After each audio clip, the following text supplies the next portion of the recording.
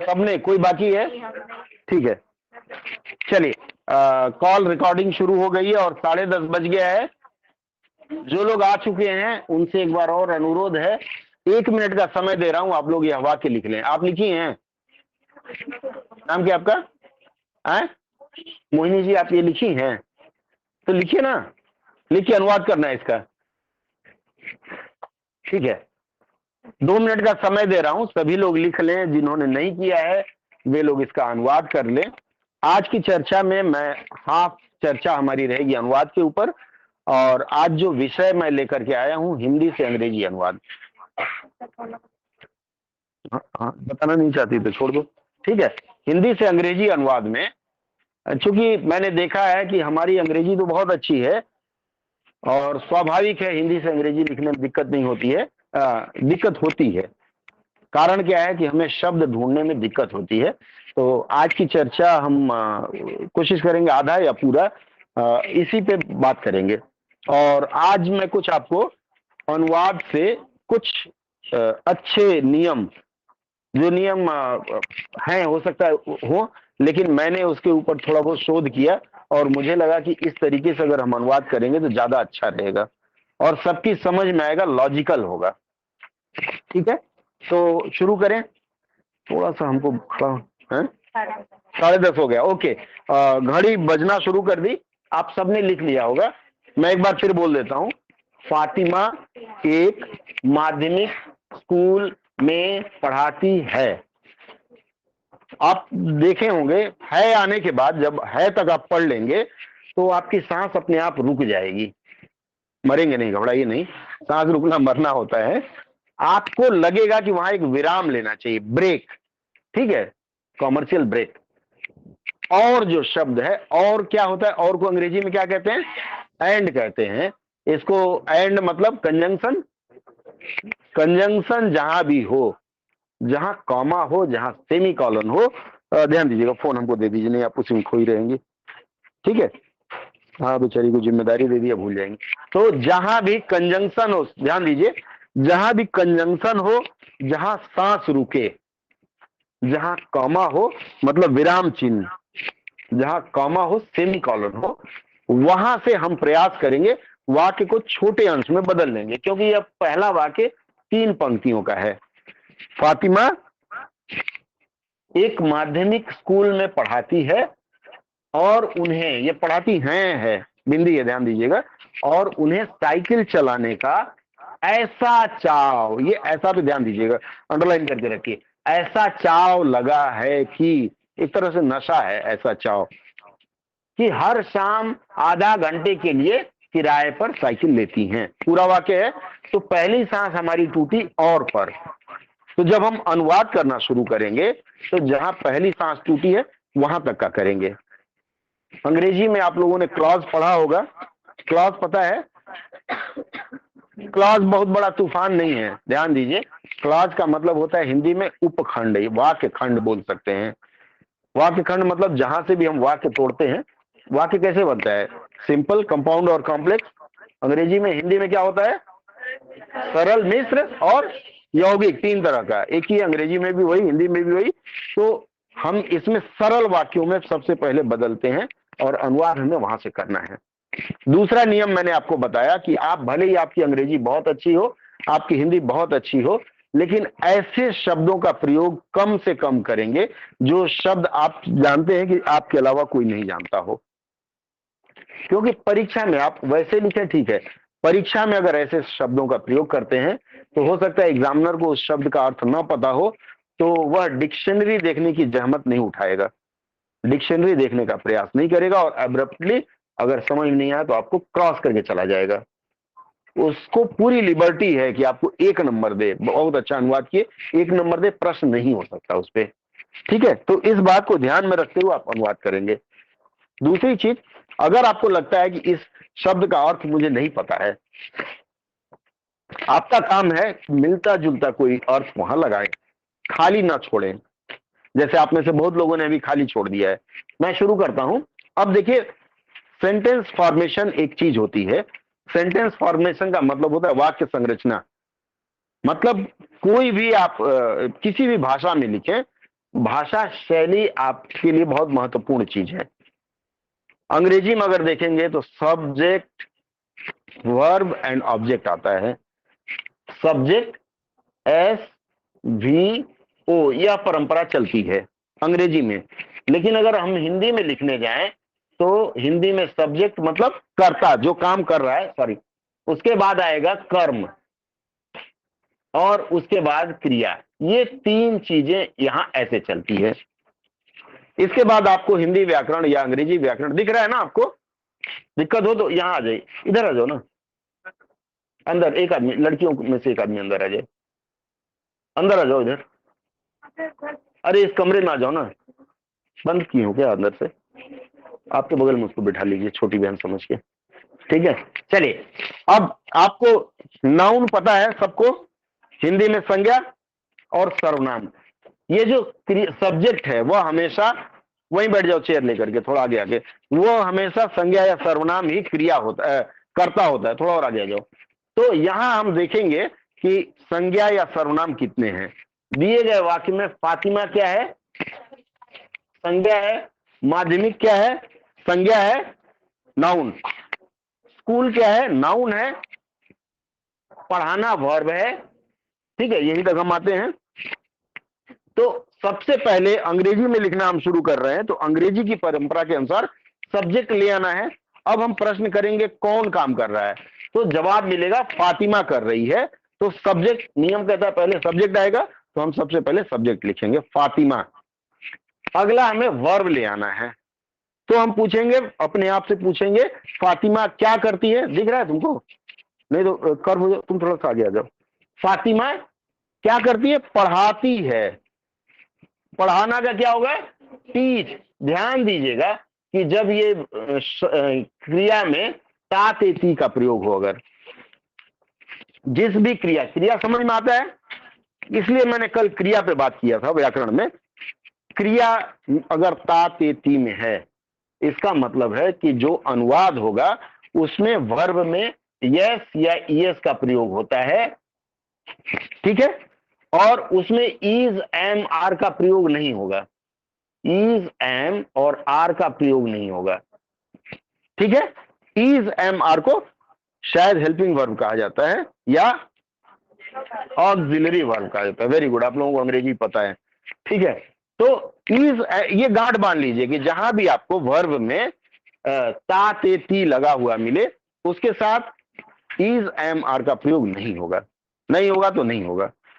Verb में yes या ES लगेगा। कंडीशन कहां है? कि जहां सब्जेक्ट अर्थात कर्ता एक से अधिक हो। एक से अधिक मतलब बहुवचन, तो वहां हम लोग यस या ईएस का प्रयोग नहीं करते हैं। जैसे फातिमा एक है या दो है? एक वचन है, तो फातिमा टीच, और नियम कहता है कि एक वचन में यस या ईएस लगेगा वर्ब में, तो टीचेस, टीच में ईएस लगाते हैं, TEACHES। अब ये ईएस और एस लगाने की भी एक परंपरा है। कोई बता पाएगा ईएस कहाँ लगते हैं? जी जैन साहब कैसे हैं?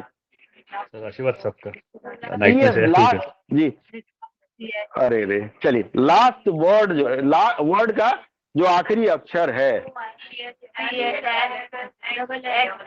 कुछ अक्षर है सी, कॉन्सोनेंट से जो खत्म होते हैं, कॉन्सोनेंट से जो खत्म होते हैं उसमें शायद ईएस लगाते हैं। एग्री करेंगे आप लोग? नहीं करेंगे? कौन नहीं कर रहा है? 90% मामलों में ऐसा होता है। एक शॉर्टकट फॉर्मूला है, 90% मामलों में ऐसा होता है जो कि कॉन्सोनेंट से खत्म हो रहा है। टीचेज, TEACH, एच से खत्म हो रहा है, इसका मतलब वहां हम ईएस लगाएंगे। वॉवेल से जो खत्म होता है वहां अमूमन हम लोग यस लगाते हैं। ये 90% केसेज में, 10% एक्सेप्शनल हर जगह रहता है, ठीक है? तो फातिमा टीचेज, अब कहां प्लेस आया है? कहां? इन ए माध्यमिक स्कूल। ध्यान दीजिएगा कि कई ऐसे शब्द होते हैं जिनका सिर्फ लिप्यंतरण किया जाता है। जो माध्यमिक है, माध्यमिक हालांकि अंग्रेजी में सेकेंडरी का चलन है, सेकेंडरी ले लेते हैं। आपने सेकेंडरी लिखा है तभी कोई दिक्कत नहीं है, लेकिन कई विद्यालयों का नाम होता है, जैसे हाजी नगर आदर्श हिंदी माध्यमिक विद्यालय, तो आप उसको आदर्श की अंग्रेजी कर दें। आदर्श के लिए क्या होगा? Hajinagar ideal Hindi secondary school, पूरा अर्थ का अनर्थ हो जाएगा।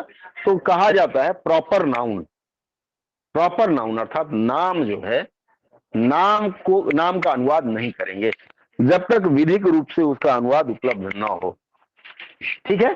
जैसे मान लीजिए पिता का नाम सूर्य प्रकाश, आप लिख दें सनलाइट, नहीं चलेगा। ठीक है, चलिए हम आगे बढ़ते हैं। फातिमा टीचेज, कहा?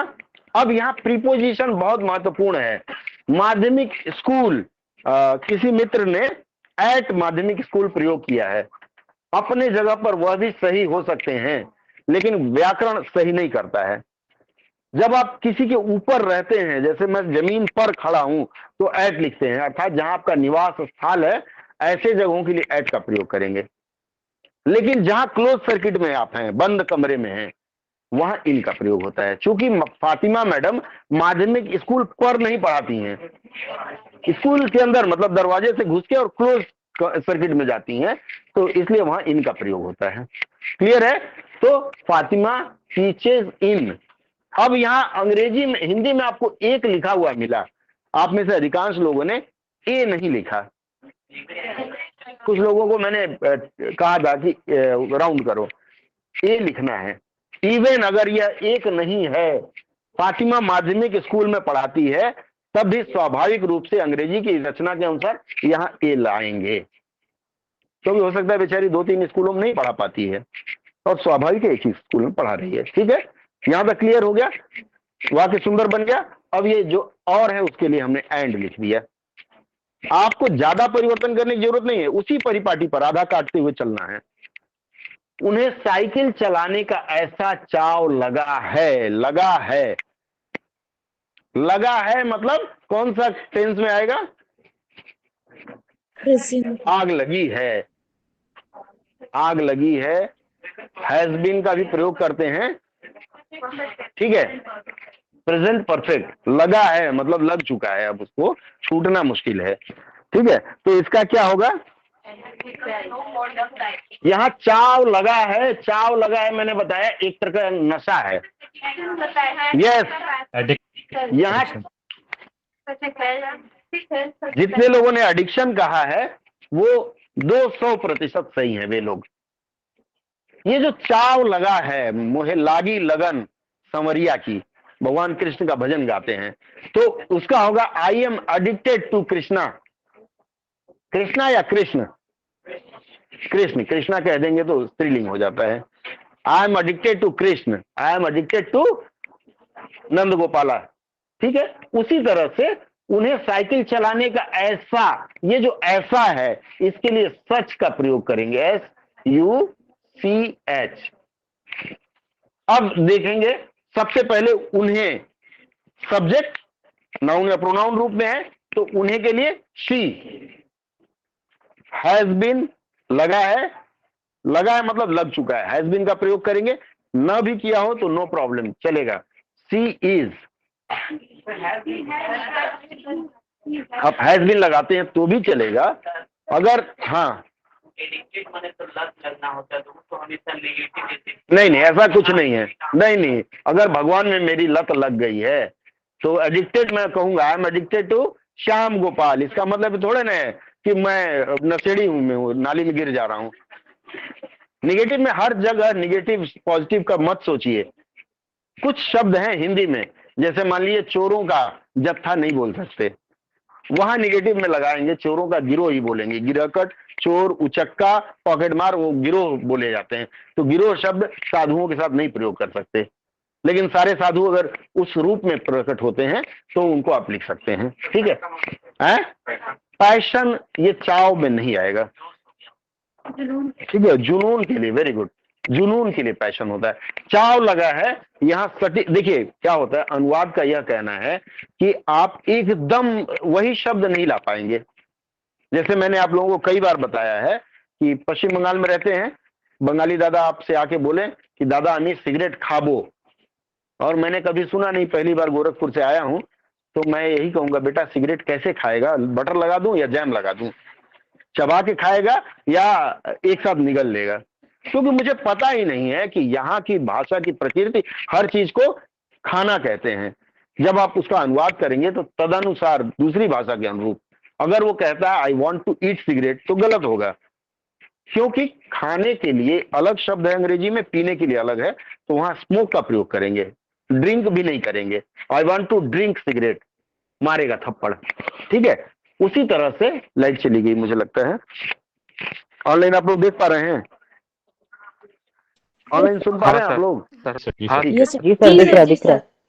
तो यहाँ आएंगे, उन्हें साइकिल चलाने का नशा हो गया है, पहले यहां तक आएंगे। तो शी इज या सी हैज बीन एडिक्टेड, दोनों आप प्रयोग कर सकते हैं, दोनों चलेगा। एडिक्टेड टू, साइकिल चलाना का क्या होगा? साइकिलिंग। ठीक है, साइकिल में आईएनजी का प्रयोग कर देंगे। जैसे कल मैं बता रहा था आप लोगों को कि संज्ञा को हम लोग क्रिया में बदल देते हैं, क्या बोलते हैं उसको अंग्रेजी में? जीरंड। हद हो गई, संज्ञा को क्रिया में बदलते हैं तो क्रियार्थक संज्ञा हो जाता है। अंग्रेजी में उसको जीरंड बोलते हैं, सही अंग्रेजी के साथ सही हो। वैसे ही अंग्रेजी में भी, अंग्रेजी में आप देखेंगे तो अधिकांश व्याकरण, अंग्रेजी का व्याकरण संस्कृत के व्याकरण से चुराया गया है। ठीक है, तो यहाँ जीरंड आप लोग कह लेंगे, जीरंड मैं आज तक नहीं समझ पाया, लेकिन हिंदी के अनुसार मैं समझ गया कि साइकिल जो है नाउन है, आईएनजी लगा के उसको वर्ब बनाया गया है, तो कहीं ना कहीं क्रियार्थक संज्ञा का योग है। ठीक है, तो she is addicted to cycling. हाँ, कहाँ लगाएंगे? बिल्कुल सही प्रश्न है, सच कहाँ लगाएंगे बताइए? इनका कहना है she has such an addiction to cycling, चलेगा। अदरवाइज दूसरा देखिए, एक वाक्य को आप 4-5 तरह से अनुवाद कर सकते हैं। She is addicted to cycle to such an extent भी प्रयोग कर सकते हैं, जो मैं अक्सर करता हूं और मुझे आसान लगता है। सच एन एक्सटेंट, EXTENT, टेंट मतलब तंबू, कल भी मैंने इसका बताया था। है क्या? She is addicted to cycling, उसके बाद टू सच एन एक्सटेंट मतलब इस हद तक, सच एन एक्सटेंट मतलब इस हद तक। या फिर आपने क्या एक बताया था? She has such an addiction to cycling, ये भी चलेगा, दोनों चलेगा। अभी दो और प्रकार से आप लोग बता सकते हैं। सच को एक्सटेंट के साथ लगाना है तो हाँ, उसको बाद में प्रयोग करेंगे। क्लियर है यहाँ तक? हाँ है ना? जिसको समझ में आए अभी से बता दे। लाइक एनीथिंग है लाइक नहीं, थोड़ा नहीं, वो Like हल्का हो anything. जाएगा शनवा साहब। नहीं शनवा साहब हल्का हो जाएगा। सर। हेलो, शनवा शनवा साहब हल्का हो जाएगा। सर ठीक है, चलिए आगे बोलता हूँ मैं, चूंकि मैं जानबूझ के समय अधिक ले रहा हूँ कि आपको नियम समझ में आए, ये ना कहे कि एक ही लाइन में गाड़ी रुकी रही। ठीक है, आगे बढ़ते हैं हम लोग। To such an extent, sir has के साथ एक्सटेंट लिखेंगे इसके बाद दैट। आप बोलिए क्या बोल रहे? सर आपने कहा ना कि she has such addiction to cycling, तो सच के साथ मतलब हैज के साथ भी होगा ना सर? क्या दिक्कत है? एडिक्टेड टू के साथ क्या भीतरी? सी हैज एडिक्टेड टू, बाबा मार खाएंगे आप। सी हैज बीन अगर है तब वर्ब का थर्ड रूप प्रयोग होगा। तो मैंने सी हैज बीन एडिक्टेड, हाँ तो मैं तो हैज बोला हूं ना। सी हैज एडिक्शन टू गलत नहीं है, हैज के साथ आप वर्ब का फर्स्ट रूप प्रयोग कर सकती हैं। ठीक है, पोजीशन वाला भाव डिपेंड करता है, हाँ पोजीशन वाले भाव में, क्योंकि उनको नशा हो गया, भूतनी उनके ऊपर चढ़ दौड़ी है। ठीक है, आगे बढ़े हम लोग। चलिए, सी हैज सच एन एक्सटेंट, यहां तक समझ में आ गया ना? इसके बाद दैट लगाएंगे, मतलब वो इस हद तक पागल है कि उसके बाद कभी भी समय मिलता है कब। अब देखिए एक चीज, अनुवाद का एक विशेष नियम लिख लीजिए। टाइम, प्लेस और purpose, TPP, time place and purpose, कई बार हम लोग पहले लिखते हैं वाक्य की शुरुआत में। Time, place and purpose, clear है? समझ में आ रहा है ना? अब यहां हर शाम आधा घंटे के लिए किराए पर साइकिल ले लेती हैं। हर शाम क्या है? टाइम है, प्लेस है, क्या है? एसी बंद नहीं किए थे हम लोग? चल ही रहा है, वहां से बंद नहीं होगा शायद, बंद है। अनंत का बंद कर देना स्विच, लाल वाला, ठीक है। चलिए, to such an extent that, अब क्या करती है, समय हमें लिखना है, टाइम लेना है, तो हर शाम है ना, हर शाम के लिए क्या होगी अंग्रेजी, every morning, every evening, evening, ठीक है। टाइम प्लेस हमने लिख दिया। अब क्या है उसमें, क्या करती है, शी, कौन, सब्जेक्ट आ गया, हायर्स, ठीक है। बोरो और हायर में अंतर है, बोरो मतलब Borrow. उधार दिए, लौटाए ना लौटाए हमारी मर्जी है, रेंट लेते हैं, सी रेंट या takes on rent, she hires ज्यादा अच्छा है। देखिए हायर और रेंट ऐसे में समझ क्या रहा है अंतर सर। है, हाँ, हायर का मतलब होता है कि आपने किराए पर लिया और उसको छोड़ दिया, जैसे आप टैक्सी हायर करते हैं फॉर ए लिमिटेड पीरियड, उद्देश्य खत्म, आप छोड़ दिए। और रेंट का मतलब होता है महीने के लिए या 4 महीने के लिए। तो वो क्या करती है, हायर करती है, किराए पर लेती है, आधा घंटा चलाया छोड़ दिया। तो यहाँ शब्द हायर ज्यादा अच्छा है, ठीक है। शी हायर, क्या क्या हायर करती है, साइकिल, कैट हो, hire a cycle, very good. शर्माती क्यों हो, बहुत अच्छा बोल रही हो। सी हायर से आप बाईसाइकिल या साइकिल दोनों चलेगा। पहले शुरू शुरू में उसको बाईसाइकिल करते थे क्योंकि ट्राई साइकिल का भी फैशन था, ठीक है। आपके साथ एन आवर होगा, सी हायर्स ए साइकिल। यहां देखिए ये जो इवनिंग वाली बात है, एवरी इवनिंग हायर से साइकिल के बाद भी प्रयोग कर सकते हैं, आप पहले भी कर सकते हैं। ही हायर से साइकिल एवरी इवनिंग, क्योंकि दो टाइम हम एक साथ मेंशन करेंगे, फॉर कितने लिए, हाफ एन आवर, या एवरी इवनिंग सी हायर से cycle for half an hour. Clear है यहां तक, आगे बढ़े। सर हायर का मतलब ही हो गया किराए पर। हाँ बोलिए। सर मैंने बनाया है कि she takes a cycle on rent. Rent, देखिए मैंने आपको बताया ना, रेंट का प्रयोग करते हैं किराए का मकान लेने के लिए ज्यादातर। ऐसी चीजें जैसे आप टैक्सी लेती हैं, आपको नई दिल्ली से पुरानी दिल्ली जाना, आपने टैक्सी लिया, तो वहां रेंट नहीं हायर का प्रयोग करिएगा।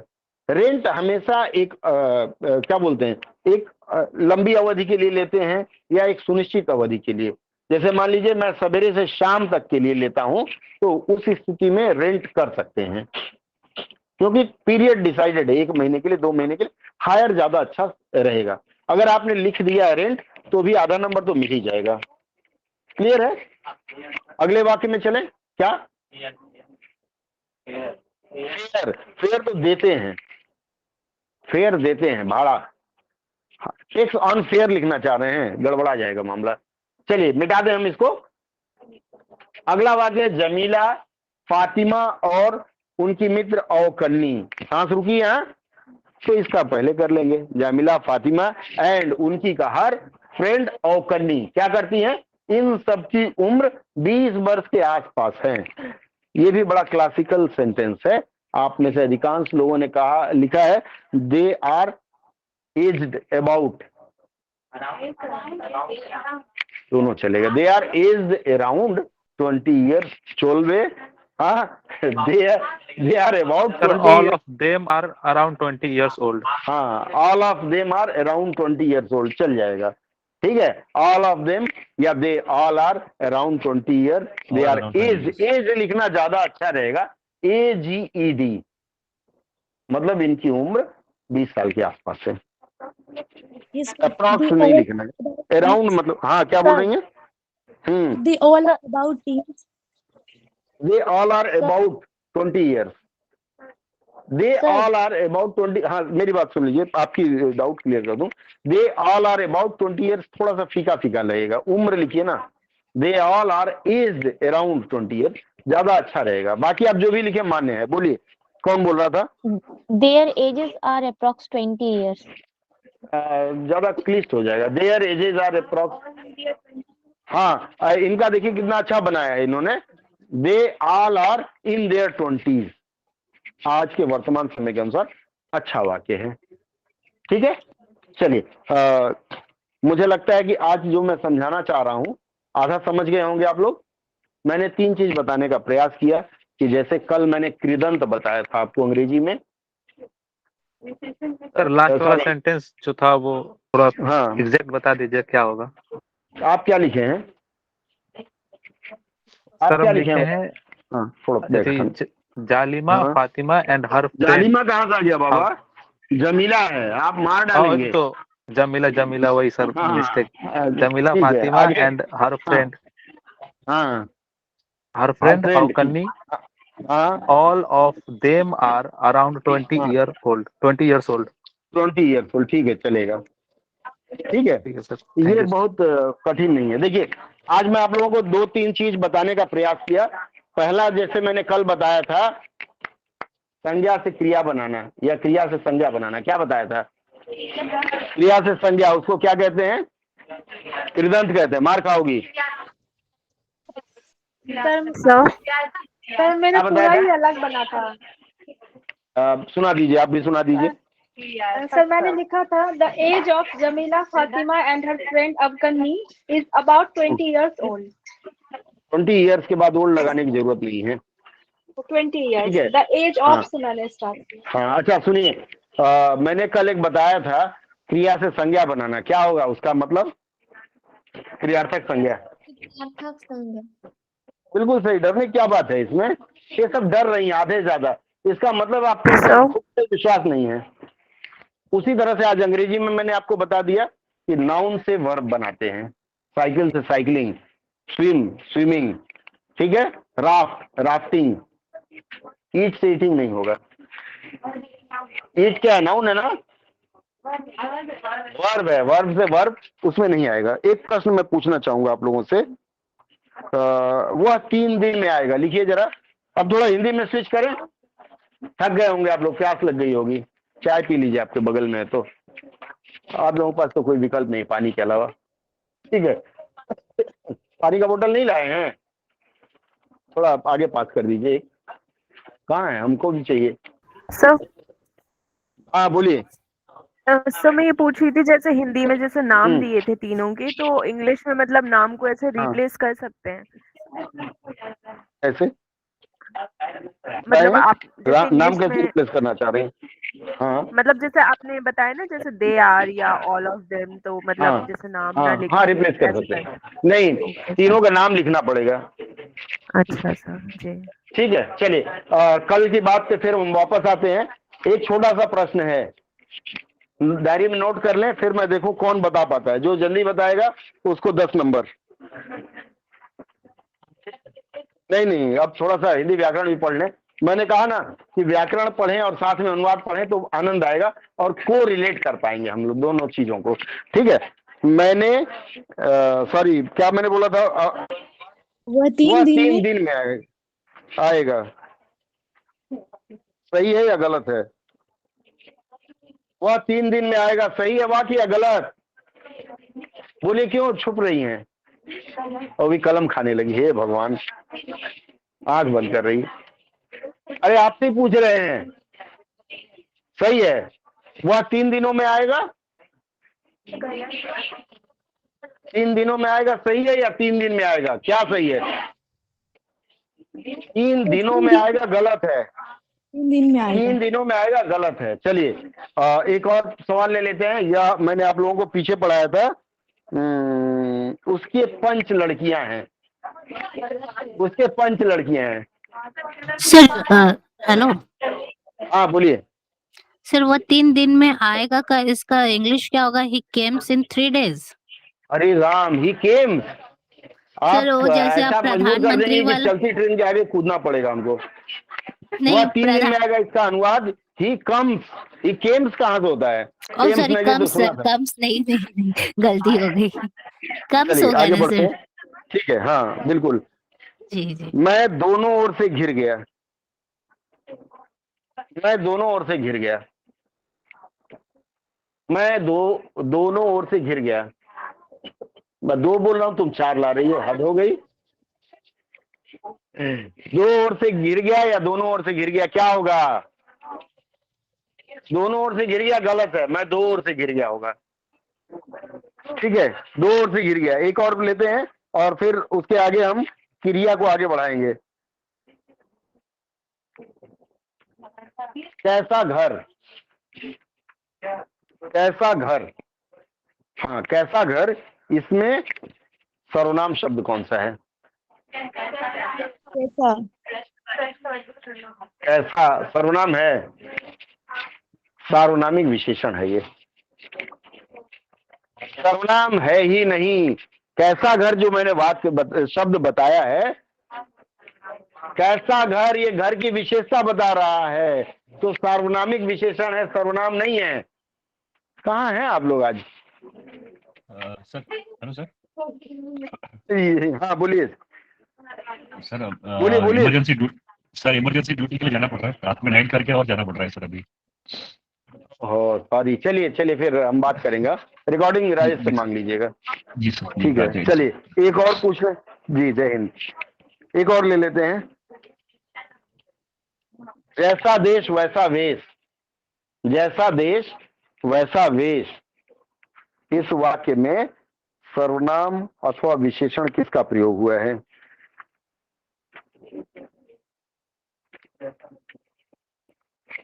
जैसा देश वैसा वेश, सर्वनाम या विशेषण किसका प्रयोग हुआ है?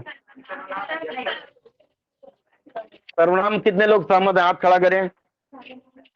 सब फेल हैं। तो सार्वनामिक विशेषण का प्रयोग हुआ है। हाँ, ये सार्वनामिक विशेषण है। देखिए ध्यान रखें, जो आप लोग पढ़ते हैं ना उसको कैरी फॉरवर्ड करिए अगले दिन तक। ऐसा ना हो कि बस घंटी बज गई मंदिर में, चलो भाई ठीक है, चलो बुलावा आया और खत्म, वहां से आए प्रसाद बांटे, खत्म। चलिए हम क्रिया पे बात कर रहे थे, थोड़ी सी क्रिया को और आगे बढ़ाते हैं। लतियाना किस तरह की क्रिया है? किसने बोला? और कौन बताएगा? है लतियाना। अरे ऑनलाइन वाले आप लोग नहीं बोल रहे हैं। सर ये संज्ञा है ना? लतियाना संज्ञा है। जी सर। सर नाम धातु क्रिया। नाम धातु नाम धातु क्रिया है। कहाँ हैं आप लोग? अच्छा। कल तो मैंने बताया था, कल आप नहीं थी क्या? चलिए, राजेश एक महल बनवा रहा है, लिखिए राजेश एक महल बनवा रहा है।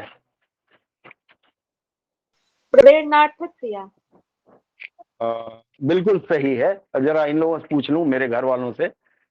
राजेश एक घर बनवा रहा है, इसमें बताइए प्रेरणार्थक क्रिया कौन सी है? बनवाना। ठीक है, मैं आसान आसान पूछ रहा हूँ, एग्जाम हॉल में नहीं पूछा जाएगा, वहां पूछा जाएगा इसमें क्रिया का रूप बताएं। ठीक है, चलिए एक और ले लेते हैं।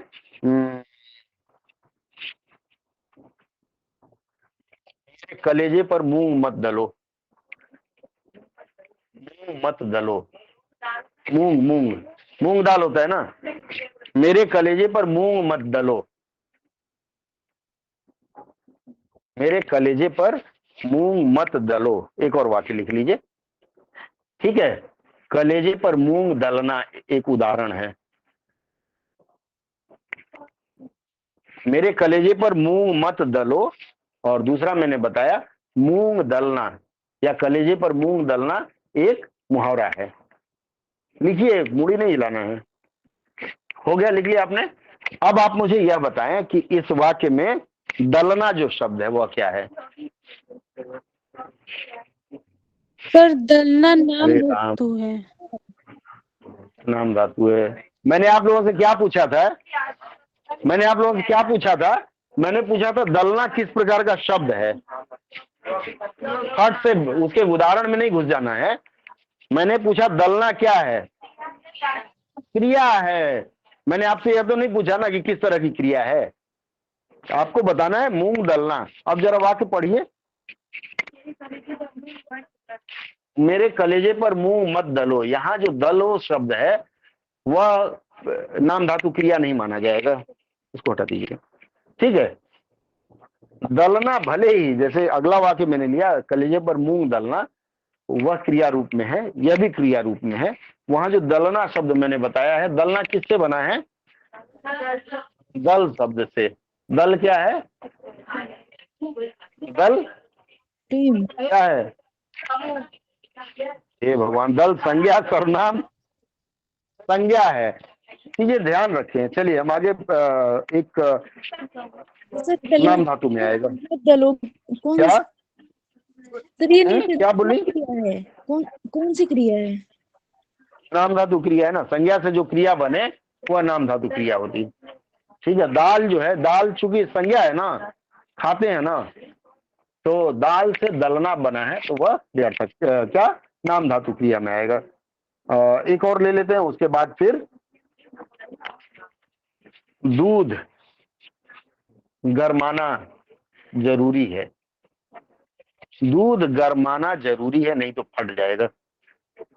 दूध गरमाना जरूरी है, नहीं तो फट जाएगा। लिखा आपने? दूध गरमाना जरूरी, नहीं तो फट जाएगा। अब ये गरमाना जो शब्द है वह क्या है? संज्ञा सर्वनाम विशेषण क्रिया क्या है? क्रिया है। किस तरह की क्रिया है?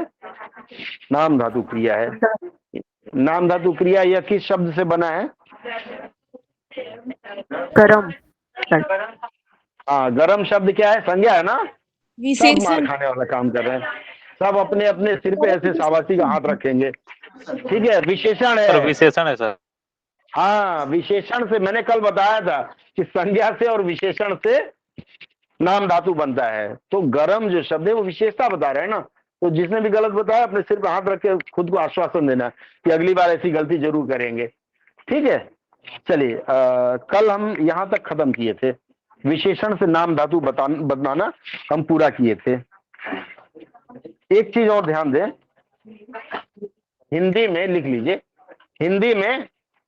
हिंदी में संज्ञा और विशेषण से बहुत कम क्रिया बनती है, ये लिख लीजिएगा। तो गरमाना, चिढ़ाना 2, 4, 10 या 50 ही बनते हैं नाम धातु। ठीक है, ये लाइन लिख लीजिए।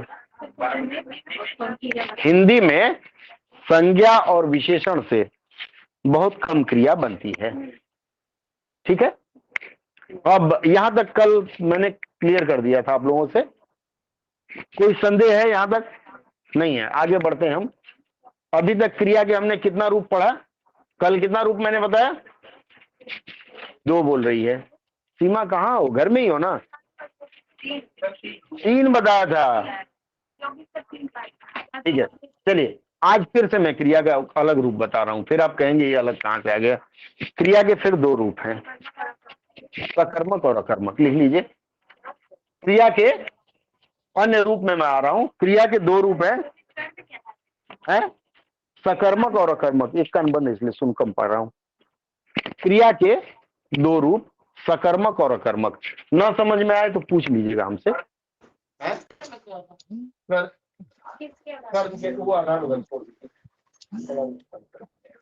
ठीक है, इसमें फोन आ रहा है। ठीक है, तो सकर्मक और अकर्मक 2 चीज मैंने बताया।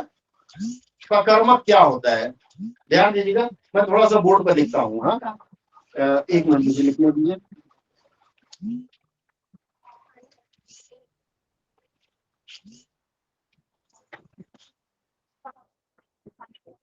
मैं आज जा रहा हूँ। ठीक है, आवाज आ रही है सर आवाज डबल आ रही है। सर आवाज हाँ, इको कर रही है। ठीक है, अब नहीं को करेगी। अब आ रही है आवाज? Yes sir. हाँ आ रही है। Yes sir. देखिए मैंने थोड़ा सा अलग करके लिखा है। स्व अलग लिखा है, कर्मक अलग लिखा है, दूसरा मतलब अलग लिखा है आपको समझने के लिए। 1 मिनट। हाँ, बहन जी का फोन आ रहा है। हेलो हेलो, अरे रे, हेलो, अरे दोनों फोन क्लास में, हम थोड़ी देर बाद बात कराएंगे। ठीक है, सकर्मक, स मतलब साथ चलना, इसीलिए आप लोग देखेंगे सहचरी बोलते हैं। सह और चरी, सहचरी का मतलब क्या होता है? साथ में जो चरती है, घास, साथ चरने वाली। सहचरी पत्नी को कहा जाता है। ठीक है, सहचरी पत्नी को कहा जाता है। सह मतलब साथ, चर मतलब चलना होता है।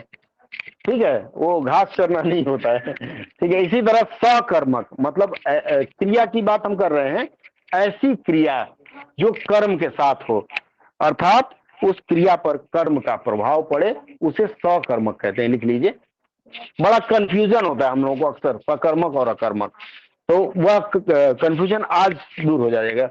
सकर्मक इसलिए मैंने अलग लिखा है, फिर मैंने अकर्मक लिखा है, अ दूर रखा है ना। ऐसी क्रिया जिसपे कर्म का प्रभाव पड़े, स मतलब कर्म के साथ है।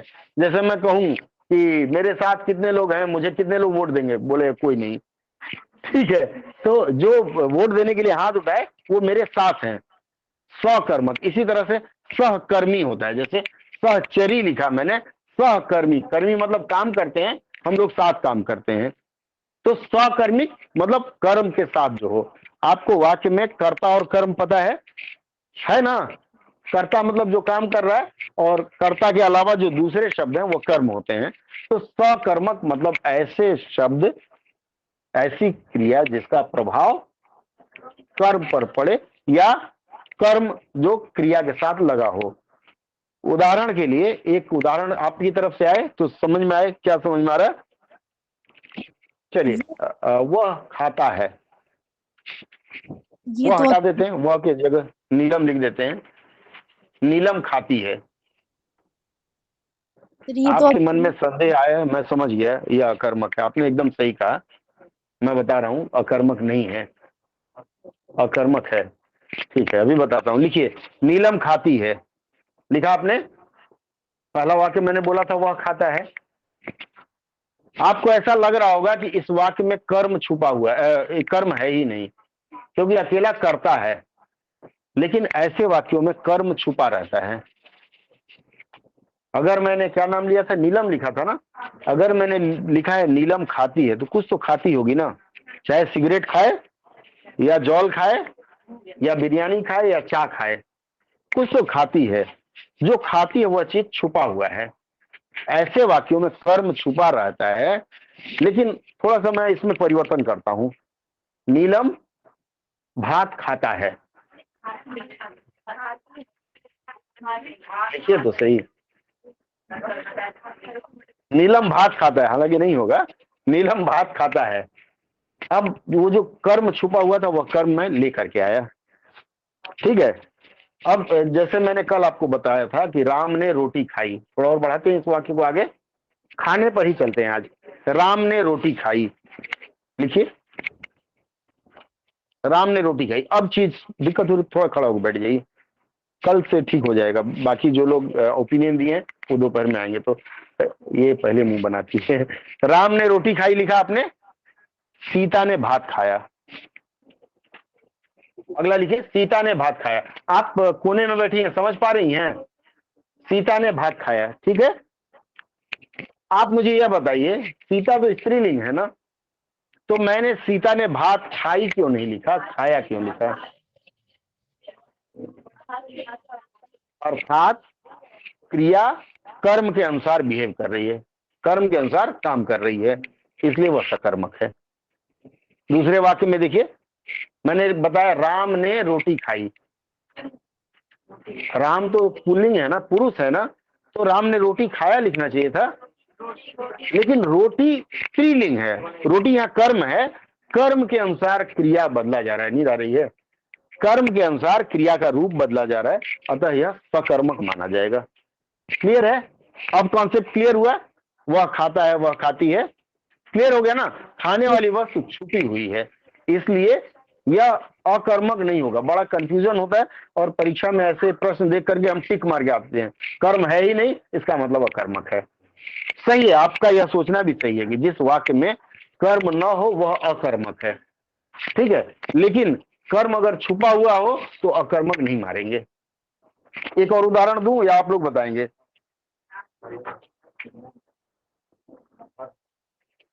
एक और सबसे महत्वपूर्ण चीज लिख लीजिए, सर वो पढ़ती है। वह पढ़ती है, बिल्कुल पढ़ती है। क्या पढ़ती है? उपन्यास या किताब या कॉमिक्स, कुछ तो पढ़ती है ना, तो कर्म छुपा हुआ है, सकर्मक में आएगा। एक महत्वपूर्ण अंश लिख लीजिए, कारक के बाद कारक चिन्ह ने,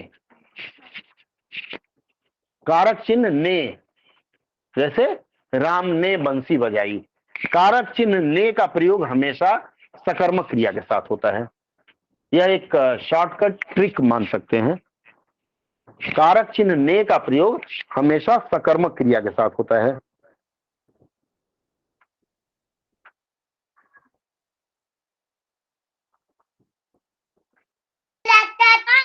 सर एक और बार बोल दीजिए। हाँ हाँ बोल दे रहा हूँ, बच्चे की आवाज बड़ी अच्छी लगी मुझे। ठीक है, हाँ अच्छा बोल रहा है बेटा। हाँ बता रहे हैं, आ रहे हैं। हाँ अभी तो जिस पे है मैंने आपको नियम लिखाया, कारक चिन्ह क्या है?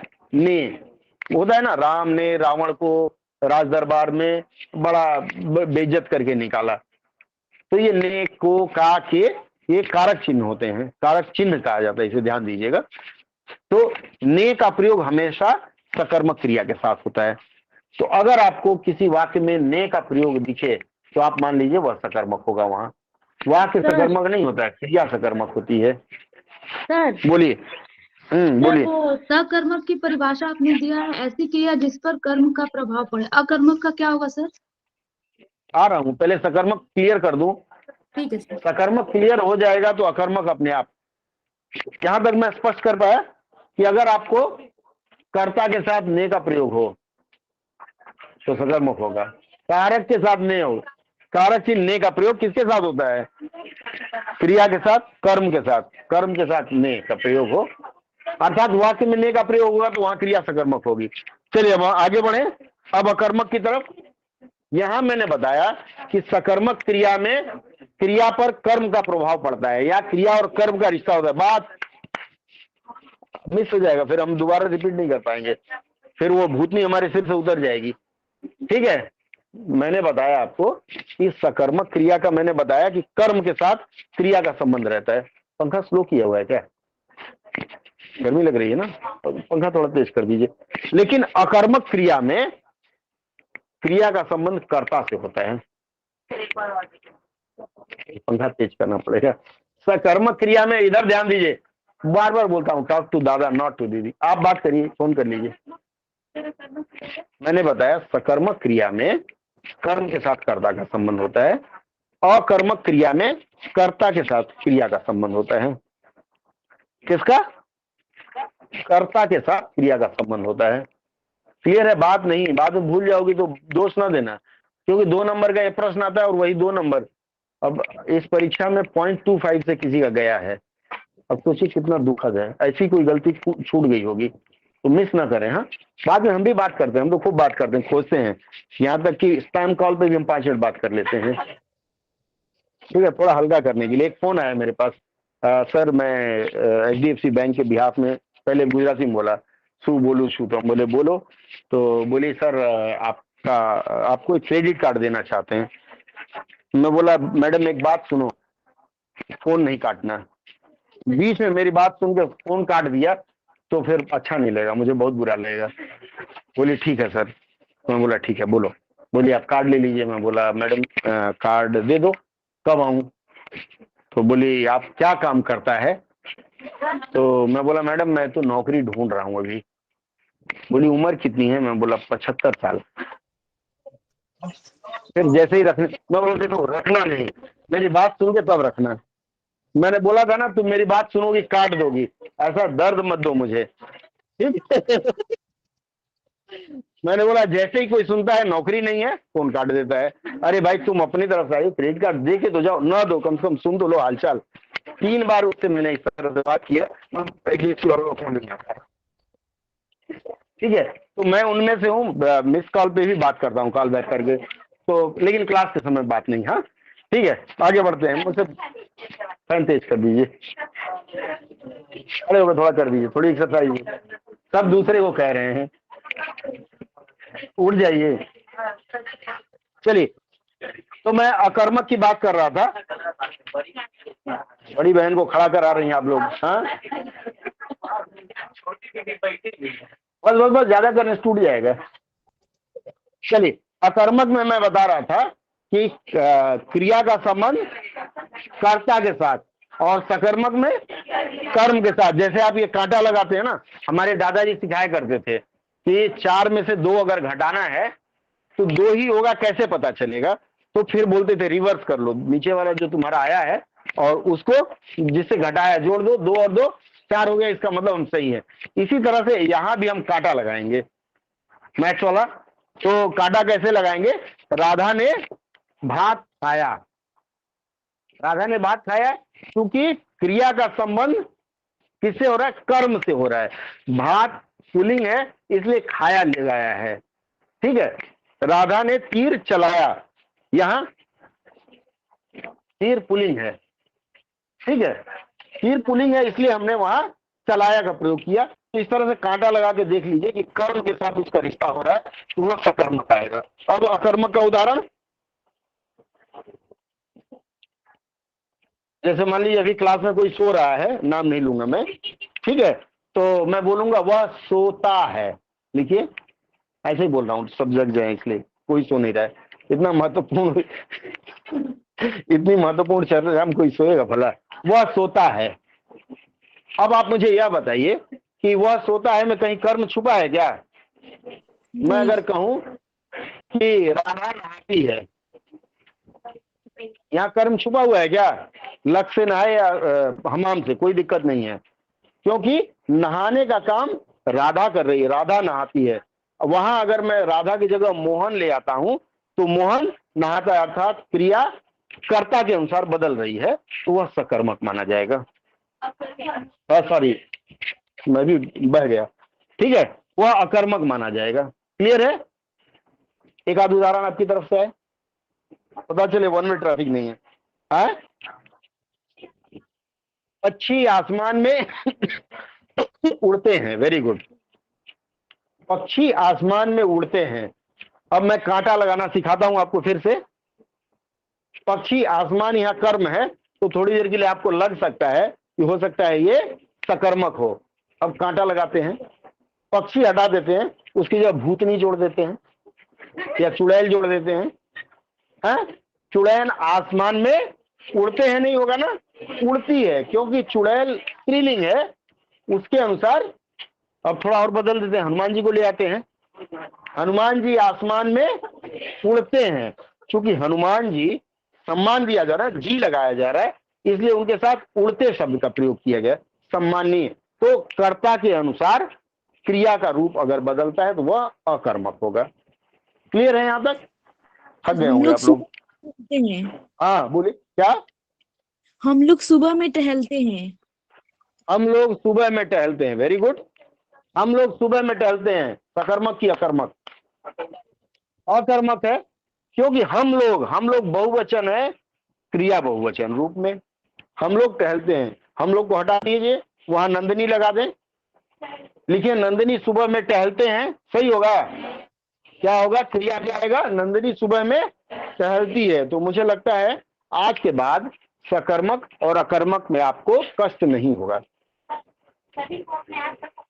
सर, हाँ होल्ड, हाँ बोलिए बोलिए बोलिए। पक्षी पेड़ पर बैठी है, पक्षी पेड़ पर पक्षी बैठी पेड़ है, पर बैठे हैं या बैठी है, दोनों चलेगा। पक्षी अगर एक वचन है तो पक्षी स्त्रीलिंग रूप में अगर मानते हैं तो बैठी है हो जाएगा, और पक्षी अगर बहुवचन में माने तो पक्षी बैठे हैं। पक्षी को हटा दीजिए, कुछ और लाइए वहां।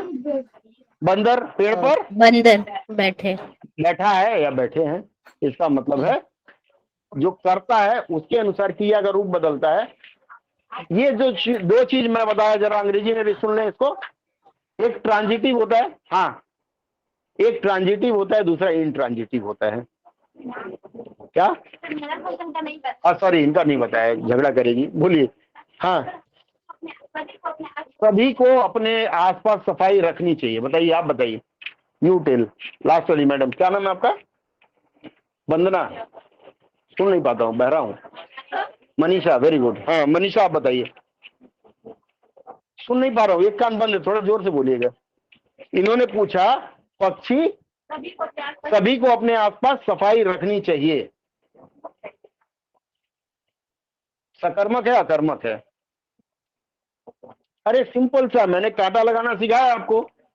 आप सभी को रखनी चाहिए, सभी को रखनी चाहिए, सफाई भाई सब हटा दीजिए, इसका मतलब उन दोनों का संबंध है तो सकर्मक होगा, अकर्मक होगा,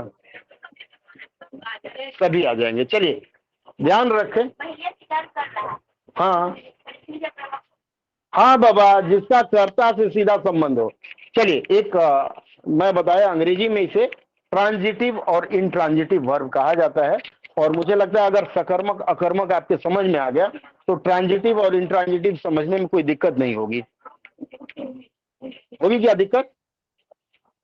लेकिन हिंदी व्याकरण में एक और जीव होता है, उसे द्विकर्मक कहते हैं। ठीक है, तो इसलिए हिंदी व्याकरण को इंग्लिश ग्रामर के अनुसार ना पढ़ें। द्विकर्मक बता के मैं रेस्ट दूंगा, दीपक सर तब तक आ जाएंगे। ठीक है, उनके पैर में चोट लगी है, थोड़ा आने में देरी हो रही है, उसी कारण कल जिम में ट्विस्ट हो गया था। चलिए, द्विकर्मक का मतलब क्या होता है? द्वि मतलब दो, कभी कभी क्या होता है सकर्मक क्रिया के साथ, ध्यान दीजिएगा, सकर्मक क्रिया के साथ दो दो कर्म आते हैं। ठीक है, कभी कभी सकर्मक क्रिया के साथ दो दो कर्म आते हैं। मतलब मेरे दो अनमोल रतन कौन है? एक है राम तो दूसरा लखन। सिनेमा में देखा करिए कभी कभी।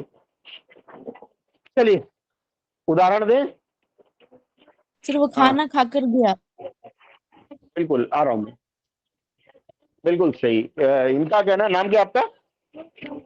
मुस्कान का कहना है कि शिक्षक ने छात्र को भूगोल पढ़ाया।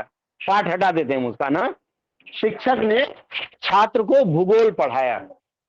पहला कर्ता कौन है इसमें? शिक्षक। किसको पढ़ाया? छात्र को। क्या पढ़ाया? भूगोल। किसमें? मैंने क्या कहा? सकर्मक क्रिया में दो दो कर्म आते हैं, द्विकर्मक। क्लियर है? एक और उदाहरण।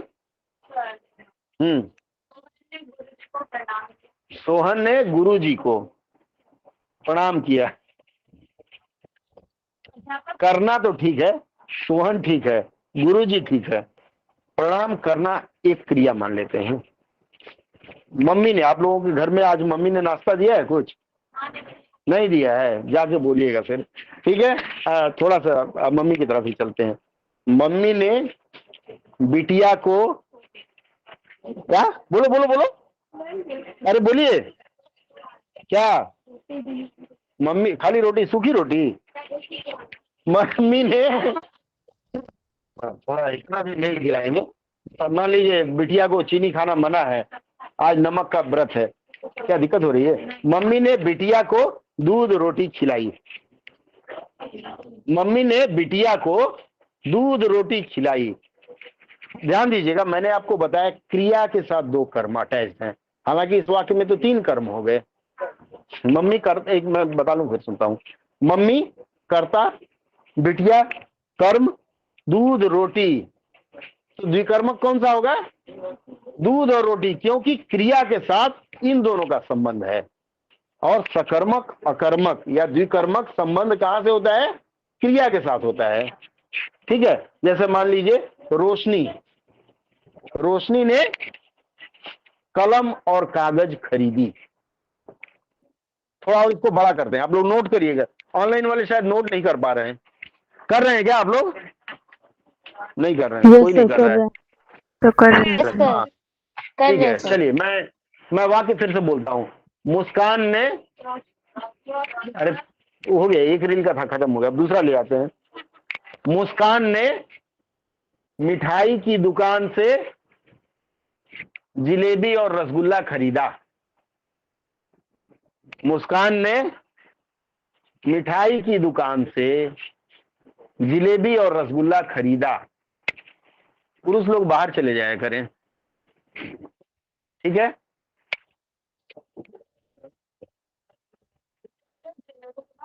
जिलेबी और रसगुल्ला खरीदा। गलत नहीं बोला मैं? ला, मुस्कान जिलेबी और रसगुल्ला खरीद ली, गलत हो गया?